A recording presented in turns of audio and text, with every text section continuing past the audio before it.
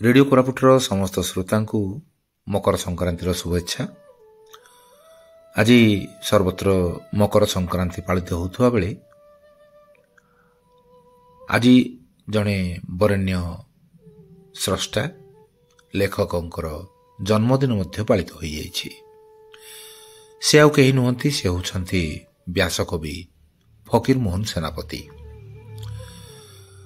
1843 ମସିହା ଜାନୁଆରୀ 13 ତାରିଖରେ ଜନ୍ମ ହୋଇ 1918 ମସିହା ଜୁନ 14 ତାରିଖରେ ମୃତ୍ୟୁବରଣ କରିଥିବା ବ୍ୟାସକବିଙ୍କର ଲେଖାକୁ ନେଇ ସମସ୍ତେ ଗର୍ବିତ।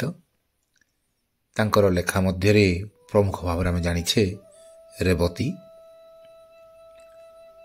ପୁନର୍ମୂଷିକ ଭବ, ଡାକମନୀଷୀ, ଧୂଳିଆ ବାବା, ପେଟେଣ୍ଟ ମେଡିସିନ, ସଭ୍ୟ ଜମିଦାର, ଏଭଳି ଅନେକ ଲେଖା ଏବଂ ତାଙ୍କ ଲେଖାକୁ ନେଇ ଅନେକ ସମୀକ୍ଷା, ଅନେକ ପୁସ୍ତକ, ଅନେକ ଚର୍ଚ୍ଚା।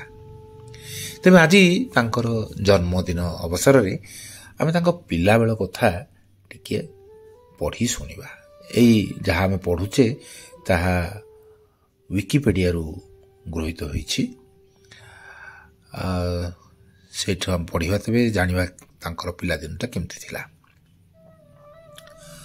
1843 ମସିହା ଜାନୁଆରୀ 13 ତାରିଖରେ ମକର ସଂକ୍ରାନ୍ତି ଦିନ ବାଲେଶ୍ୱର ଜିଲ୍ଲାର ମଲ୍ଲିକାଶପୁର ଗାଁର ଲକ୍ଷ୍ମଣଚରଣ ସେନାପତି ଓ ତୁଳସୀ ଦେବୀ ସେନାପତିଙ୍କ ଔରସରୁ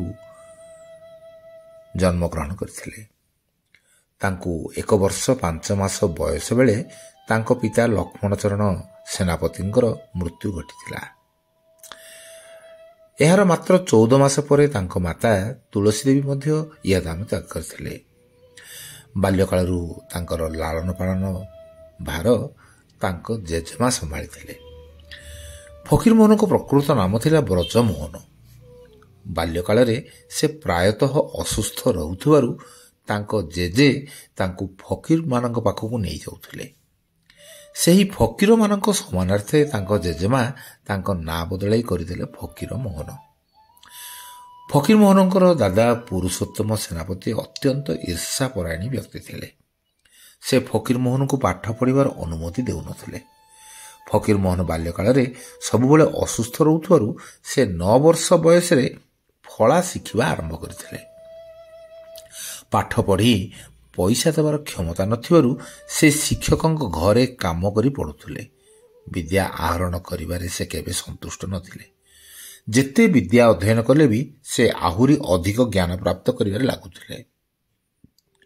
ନିଜ ମାତୃଭାଷାରେ ଜ୍ଞାନକୋଷ କରିବା ସହିତ ସେ ପାର୍ସୀ ଭାଷା ମଧ୍ୟ ଶିକ୍ଷା କରିଥିଲେ।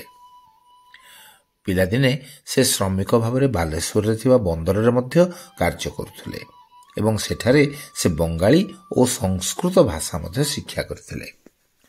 ମାଇନର ପାସ୍ କଲା ପରେ ସେ ବାଲେଶ୍ୱରର ବାରବାଟୀ ସ୍କୁଲରେ ବିଦ୍ୟା ଅଧ୍ୟୟନ ଜାରି ରଖିଥିଲେ। ସେଠାରେ ସେ ଇତିହାସ, ଭୂଗୋଳ ଏବଂ ଗଣିତ ଶିକ୍ଷା କରୁଥିଲେ। ସେ ନିଜର ପାରଦର୍ଶିତା ଯୋଗୁଁ ଶିକ୍ଷକମାନଙ୍କର ଦୃଷ୍ଟି ଆକର୍ଷଣ କରିଥିଲେ। ତେବେ ଆର୍ଥିକ ଦୁରାବସ୍ଥା ଯୋଗୁଁ ବିଦ୍ୟାଳୟର ମାସିକ ଖର୍ଚ୍ଚ 25 ପଇସା ଦେଇ ନ ପାରି ତାଙ୍କୁ ପାଠପଢ଼ା ତ୍ୟାଗ କରିବାକୁ ପଡ଼ିଥିଲା। ତେବେ ଏଇ ଥିଲା ତାଙ୍କ ପିଲାଦିନ। ତାପରେ ସେ କିପରି ଭାବରେ ତାଙ୍କର ରଚନାକୁ ଆଗକୁ ନେଇଛନ୍ତି ସେସବୁ କିଛି ତ ଆମେ ଅନେକ ଚର୍ଚ୍ଚା ମଧ୍ୟରେ ପଢ଼ିବାକୁ ପାଇଛେ, ଶୁଣିଛେ। ଆହୁରି ତାଙ୍କ ବିଷୟରେ ଅଧ୍ୟୟନ କରିବାର ଆବଶ୍ୟକତା ରହିଛି। ଆଜିର ଦିନରେ ପିଲାମାନଙ୍କୁ ଏଭଳି ମହାନ ଲେଖକ, ମହାନ ସ୍ରଷ୍ଟାଙ୍କର ଜୀବନ ଚରିତ୍ର ସମ୍ପର୍କରେ ଯେତେ ଅଧିକାରୁ ଅଧିକା ଜଣାଇବା, ସେତିକି ଓଡ଼ିଆ ଭାଷା ପ୍ରତି ସେମାନଙ୍କର ସମ୍ମାନ ବଢ଼ିବ, ଓଡ଼ିଆ ଜାତି ପ୍ରତି ତାଙ୍କର ସମ୍ମାନ ବଢ଼ିବ, ଓଡ଼ିଶା ମାଟି ପ୍ରତି ତାଙ୍କର ସମ୍ମାନ ବଢ଼ିବ। ତେବେ ଆସନ୍ତୁ ଆହୁରି ଅଧିକ ଜାଣିବା ଫକୀରମୋହନ ସେନାପତିଙ୍କ ବିଷୟରେ, ବ୍ୟାସ କବିଙ୍କ ବିଷୟରେ। ଆଜି ପାଇଁ ଏତିକି। ପୁଣି ଥରେ ଆଉ ଏକ ଅଧ୍ୟାୟ ସହିତ ଆପଣଙ୍କ ସହିତ ପୁଣି ଥରେ ଏହି ରେଡିଓ କୋରାପୁଟରେ ଦେଖାହେବ। ସେତିକି ପର୍ଯ୍ୟନ୍ତ ବିଦାୟ ନେଉଛି। ନମସ୍କାର।